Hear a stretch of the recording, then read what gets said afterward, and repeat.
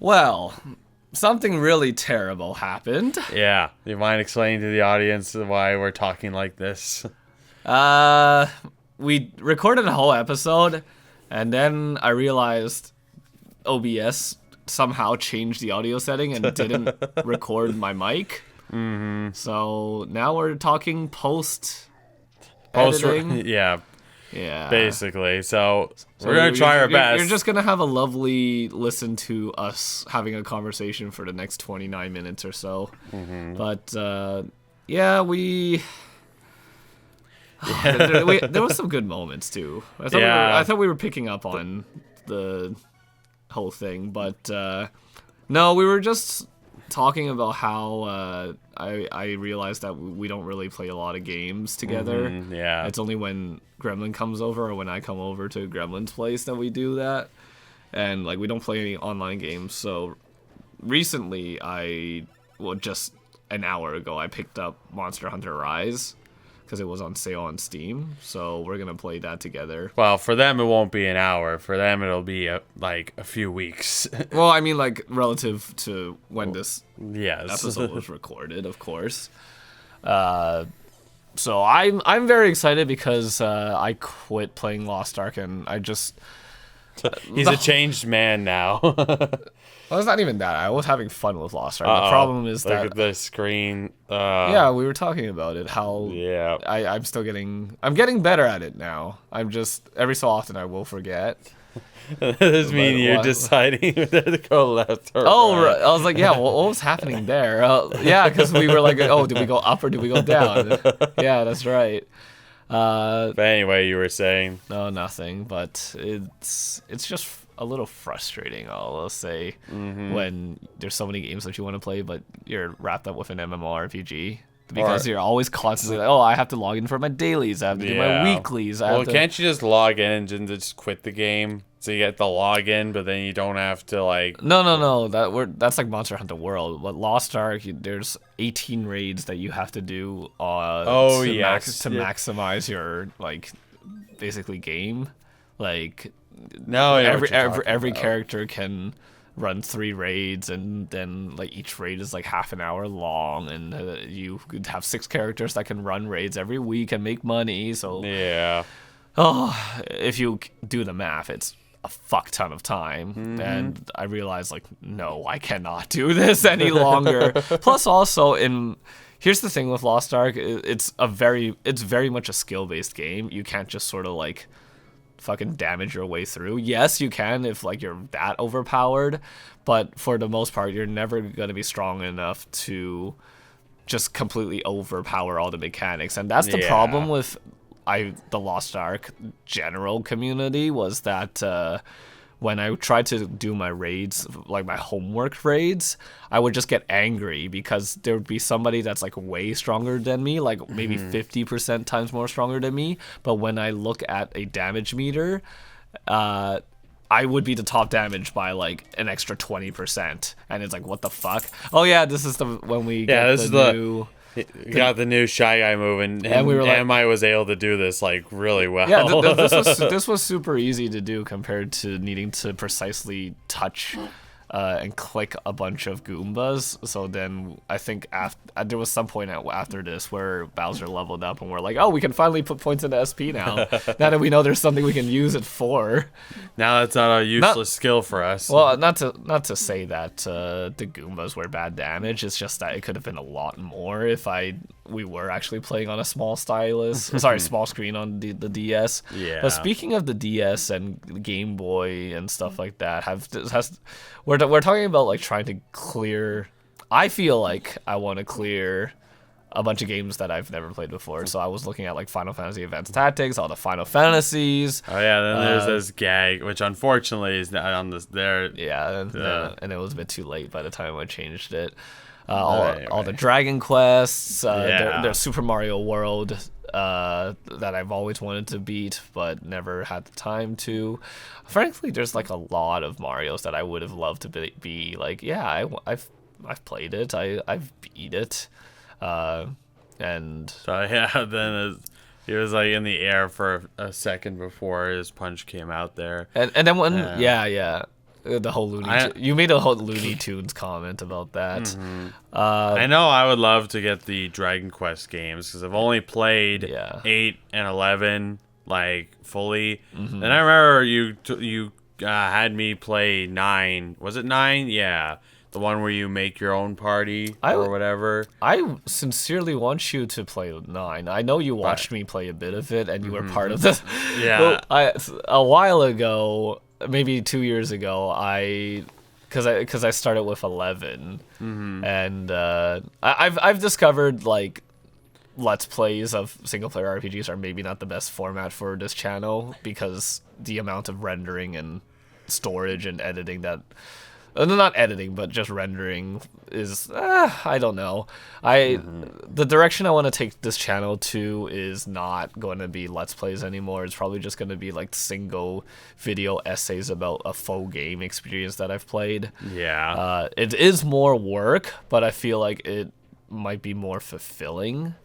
And then we come across the castle, right? Yeah, then we just stood there. There's a cutscene and about to play, but nope. Yeah, Bowser. We thought Bowser had dialogue, and then we just stood there for a split second. I don't know. I feel personally it's more fulfilling to go and visit back a lot of games because we had this discussion before.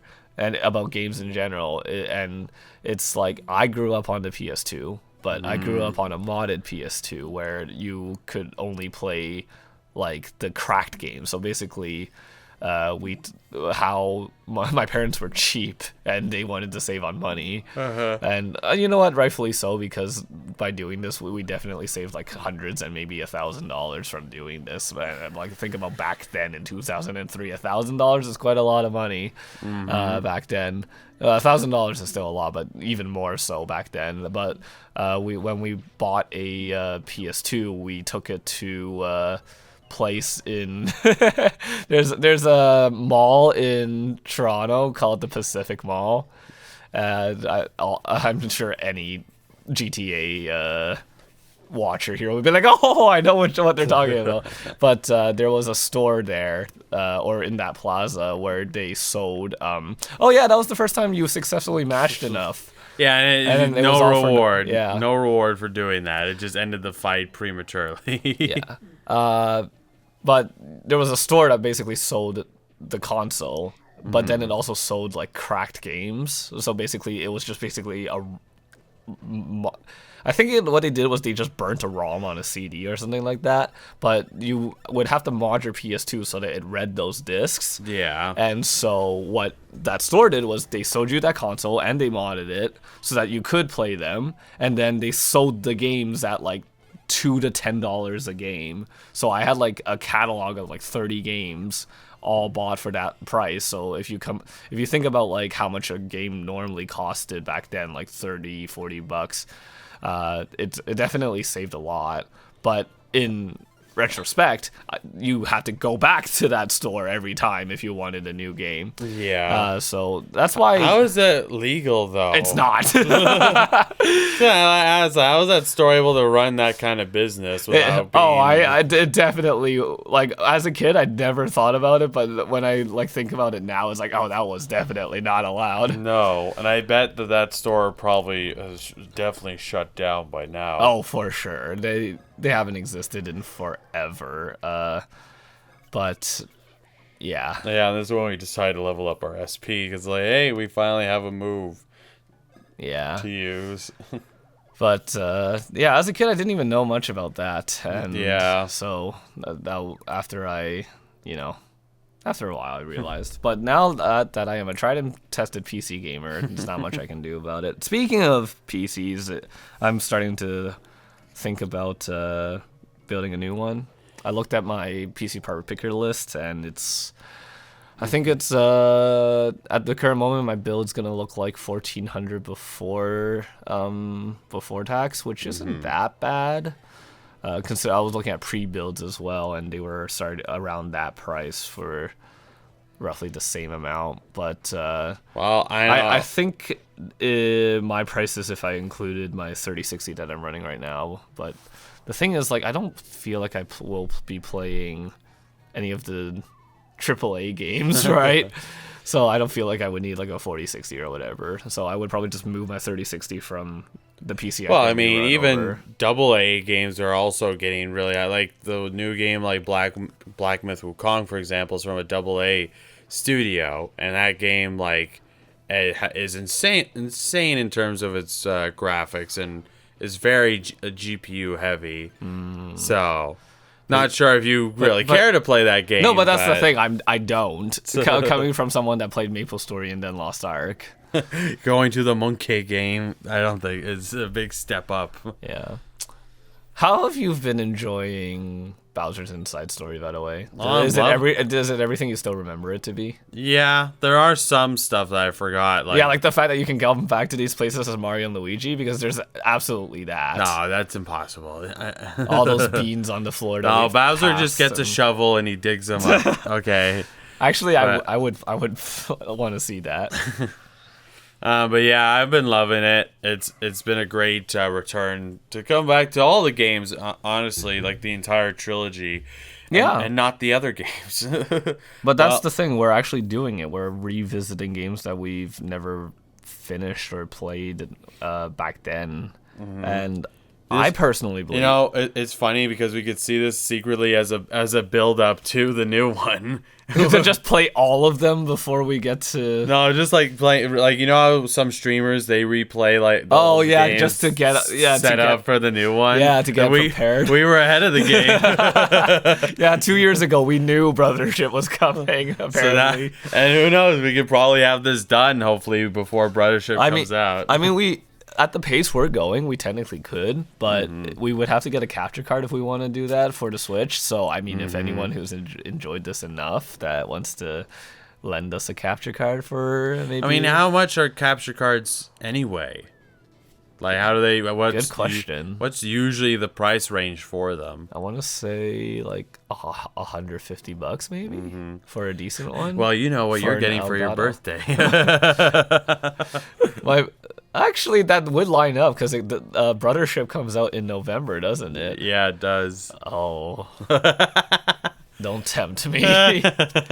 Don't actually tempt me. Well, you already want to play together, like, when it comes out. Yeah, I was saying that we should totally play, we should totally buy Brothership, and then we should totally do 2 players, 1 controller. It may be easier with the Joy-Con, but, like... We would have to share a single Joy-Con, probably. Well, maybe. With your big, beefy hands and my long, skinny hand. Well, if we play with the dock, then we could use a Pro controller. Well, then we could have the Joy-Cons like separate. Oh, together. Maybe.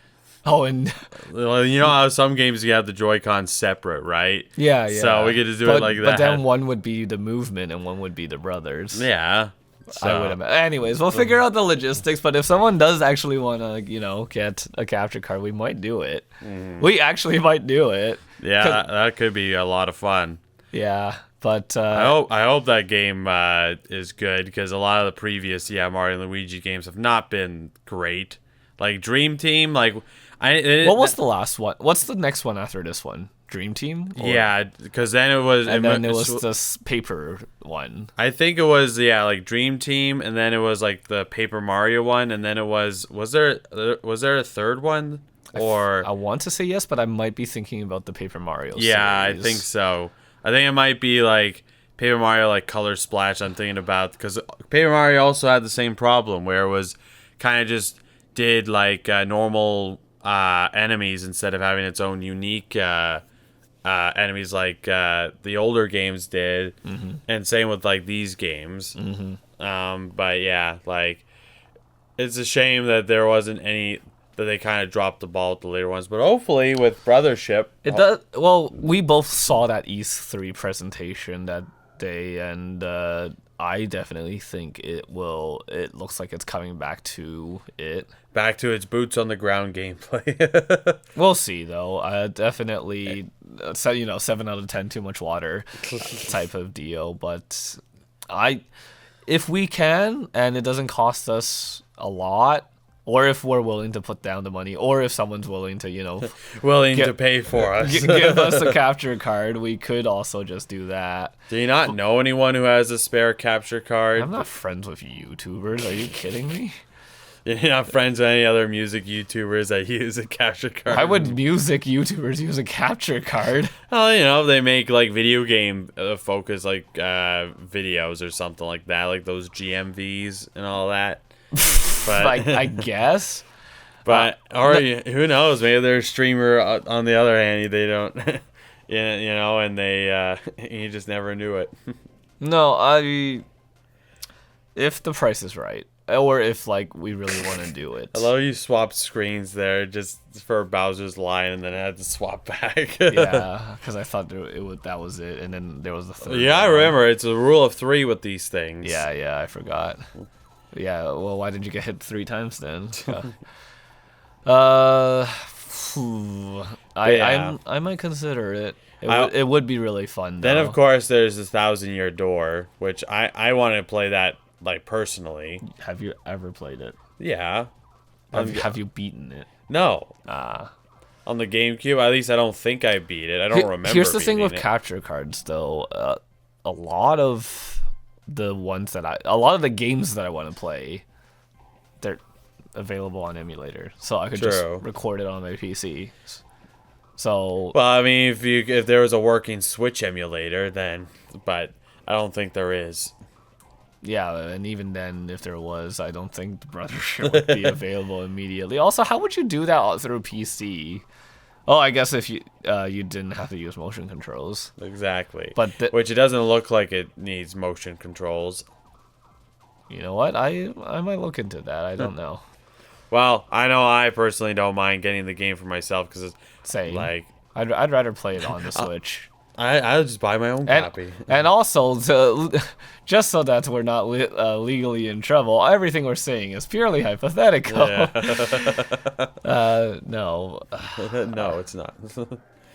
Oh, yeah, then he finally throws the wreck. Oh, wait, I get to actually see... yeah, when we were doing the live commentary, I was busy looking away for something. Well, you were flipping around the screens, I think. Yeah, and there was apparently a funny face Bowser made when he approached the castle. I get to see it now. Yeah. Yeah, and he destroyed his own house, basically. Well, you know what they say... What did they say? I don't know. What I asked you. But yeah, I mean, here's the thing. If Nintendo didn't charge full price for their old games, like how much? Oh yeah, that enemy was shuffling with us. Yeah. Yeah, I mean, I'd be more inclined to, actually. I mean, it seems like it is like a good like remake where like. No. I'm not talking about 1,000-Year Door. Oh, you're just talking about just their other the games. old games, period, and all the scarcity of Nintendo games. Like a copy of the original 1,000-Year Door is like $80 or something like that. I don't know, but I actually saw a kid like pick up like the last copy that Microplay had, and you know what they were selling it for? They were selling it for $130. Jesus. It was more expensive than the remake is on the Switch. What the actual fuck? And it's funny because like I thought that I still had my copy, but I looked through what GameCube games I had, and sadly I do not have it. All I have is like Wario World, Sonic Adventure, like Battle 2. Oh, can you even see his face here? Oh yeah, there's the bit with the castle. Yeah, see, look. That was it. Him looking up. Well, it's just he had his scrunched face. It just looked funny to me. Oh, okay. He was like, "What the fuck?" But yeah, like, and what other game? Oh yeah, I have a Crash Bandicoot game. I think it was Wrath of Cortex. And what else? But yeah, I thought I still had my copy of Melee and 1,000-Year Door, but sadly I do not. I see. Because now I'm like thinking, man, I could probably sell this. I could make tons of money. I have a shit ton of 360 games I need to get rid of because my 360 well, is you could broken. trade it all in EB Games for $5. Yeah, I know. That's kind of the problem, is that it wouldn't. it wouldn't really make a lot of money. You would have to put in the effort to like list all your crap on eBay or Kijiji or whatever, or it's Craigslist. And but as sad reality, I don't have a console to sell with it because the console is busted. But you don't have to sell the console with it. You can just sell the game. People will have working 360s. So, I could sell Microsoft actually had a good hardware for their console that didn't die within 2 years. Oops, did I say that out loud? Like, I think I have like good like 30 or 40 360 games, and I probably could sell them all for like, I don't know, $250 maybe. But I do have a friend who owns a video game store, so I could ask them to appraise all the games and see how much that he would give. This WarioWare is A grade. Wario $2. Because like I don't have those consoles to play those games anymore. There's no need in keeping hold of them, you know. Yeah, it's just taking up space. I mean, I had been thinking about maybe like buying like a GameCube or a PS2 or a PS3 to play those old games. But like it doesn't really seem worth it. Or if I even will spend the time to actually play those games, you know? That's the problem, is that there's so many old games to play through again, and then there's also so many new games. There's just so many games to play. And I want to make it my mission to, you know... Should you choose to accept it. To play as all the different games, because, well, I've played the same game over and over for, like, 9 years. And you criticize me for, like, replaying games. Yes, but you're replaying single-player games. I was playing MMORPGs. Okay, yeah. There's a difference there. You're doing like the same game, but like you're playing it a little bit different. Oh, slightly, huh? If at all.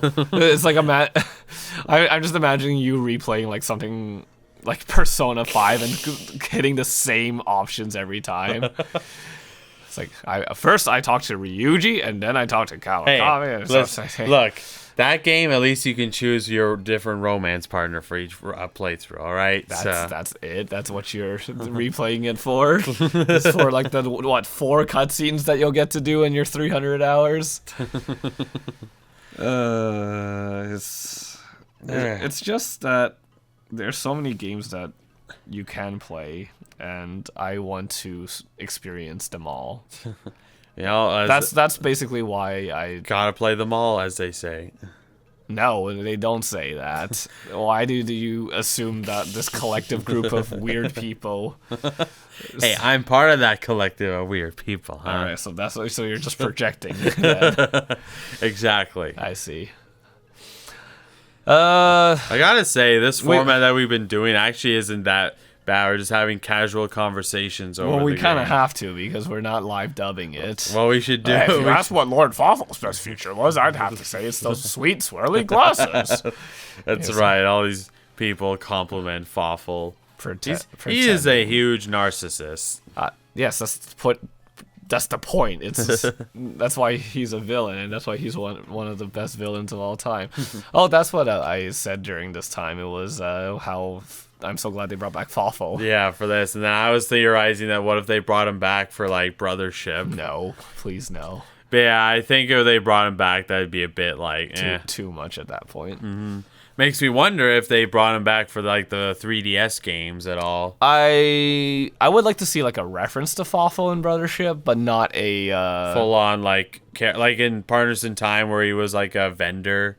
Yeah, kind of like that. I don't mind something like that, but I don't want him to be the central figure anymore because we're doing that in this game. I mean, I feel if anything, either there'll be like a picture of him, or he'll be a background character if they were to do a cameo, like in the crowd or just an NPC roaming around. Just like what happens later on in this episode with a certain enemy, if you remember. Well, you didn't have. Oh yeah, there's a shroob. Yeah. Well, you didn't have to spoil it. Right? You already did when you alluded to it. Yeah, but I'm not spoiling like what the enemy was. My opinion on that is basically if you're imagining a streamer or something playing a game and you type in chat, "Oh boy, I can't wait till you get to this part," you're basically spoiling it. How though? You're just because saying you're making them anticipate something, which basically which basically sets up it sets up an expectation for You're them. already sounding like Sheldon in that one episode of Big Bang Theory when like Stanley says, "Oh, this new flash count is gonna blow your socks off," and then he's like, "Oh, spoiler alert! Now my socks are gonna be pre-blown." You know? No, but that's exactly it. Oh my god! I think that scene was showing how ridiculous that mindset is in regards to spoilers. Like personally, I have changed my stance on spoilers when it comes to certain stuff, like certain series, like say, like I don't know, like My Hero Academia or Jujutsu Kaisen, for example, that I've kind of lost like interest in over the years. I don't mind getting like spoilers for that, even if they are major spoilers. But like for stuff that I like, that I really, really care about, like say a new Souls game or like the new like Wukong game that I really want to play, I would prefer to try and limit my knowledge on that stuff as much as possible. Which is why I'm mad at myself for watching the recent trailer for Wukong, the release trailer that showed off so much shit for that game that I wish I hadn't watched it, especially since I never watched any of the previous trailers. That's another thing too, is in movie trailers and video game trailers where it's basically all it does spoil it. I hate that. Anime openings are the same thing. They love to spoil stuff for the season nowadays. Yeah, damn, that's unfortunate. Yeah, it's very strange. That's actually so.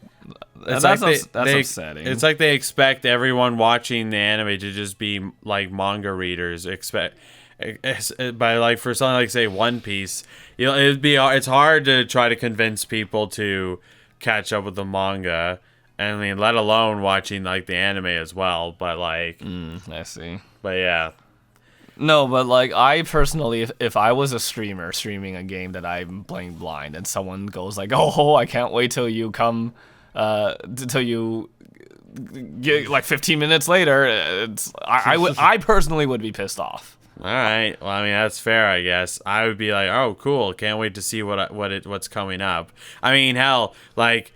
In the Souls games, you can leave messages for other players, and those have like little funny hints about. Oh yes, that's just funny. Like dragon ahead, or like a big fatty ahead, or something. I remember that. Oh yeah, there's the shroom. Yeah, there he is. And I love he doesn't say anything either. Just like it's not like he can. Well, he can talk. He just doesn't talk normal in a different language. But yeah, so.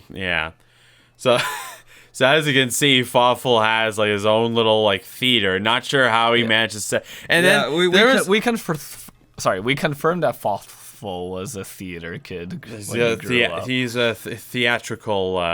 No, he was a theater kid. Oh, there's a trait that like There's a trait that you can call people that are very theatrical, but I forget what it's. Flamboyant. No, not that. No, it's something else. I forget what the term by the is, way, but... I like I was saying though, I do understand that there's different perspectives on that, and that's where my opinion stands, and you are on the opposite end of that spectrum. But if someone's watching this and like they want to put in their 2 cents on it, let us know what you think. Mm-hmm. Do you think that's considered a spoiler if you like basically tease it for them, or do you think it's not? Because I'd like to hear people's opinion about that. Hopefully this doesn't happen ever again. I don't know. I actually kind of like the way that we're doing this. We just do this from now on. From now on, every episode is just a podcast where we just talk and people are forced to listen to our mundane conversation. Exactly. So conversation. Anyways, that's the end of the episode.